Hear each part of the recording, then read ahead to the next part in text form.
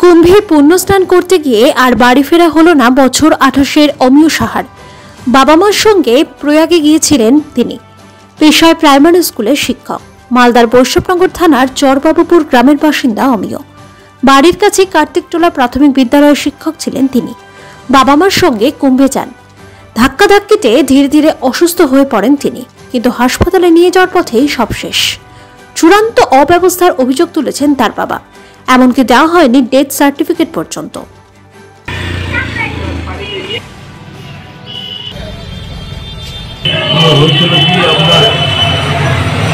কুম্ভ মেলা গেলাম, গিয়ে ওখানে প্রচন্ড হাঁটতে হলো, কম 20 কিলোমিটার হেঁটে মেলায় পৌঁছালাম।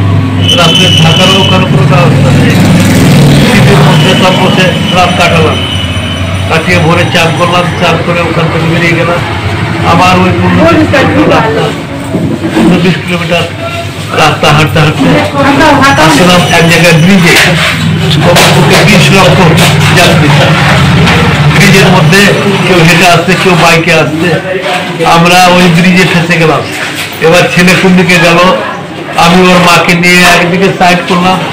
সাইড করে ওখানে কোনো রকম সাহায্য নিয়ে আমি বাঁচলাম। আমার ছেলে আমার কাছ থেকে হারিয়ে গেল। ছেলের সঙ্গে আর দেখা নেই। আমি ওখান থেকে আবার এক বাইকওয়ালাকে বললাম, বাইকে করে আমাকে বাস স্ট্যান্ডে পৌঁছে দিল।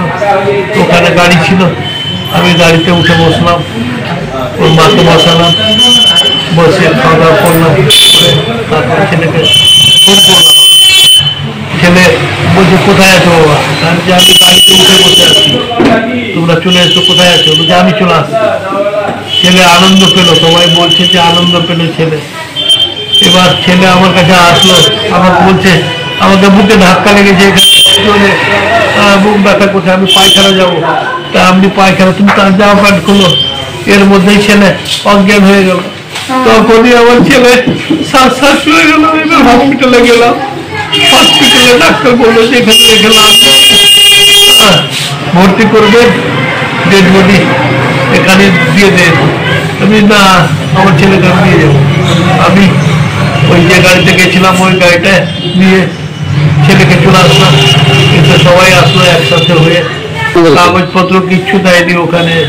ওখানে কোনো ব্যবস্থা নেই, কি দিবে কাগজপত্র?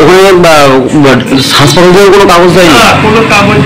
যেতে যাই, এনে যাই, এ বডি লে যাই, এ বডি লে যাই। হ্যাঁ, আমরা নিয়ে চলে এলাম।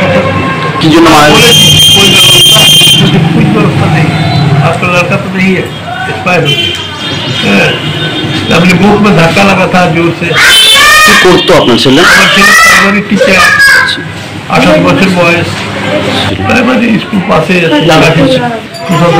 কাউকে এসেছিল বাড়ি, জেলা প্রশাসন এখন এমএলএ এসেছিল, চন্দনা এমএলএ। আচ্ছা, ওর হ্যান্ডেল এসেছিল, চন্দনা এমএলএ এসেছিল, দেখে গেল। পাথর ছাড়াই প্রতিকার সম্ভব। মালদার প্রাচীনতম ভৃগু বংশ জ্যোতিষী পণ্ডিত এস শাস্ত্রী।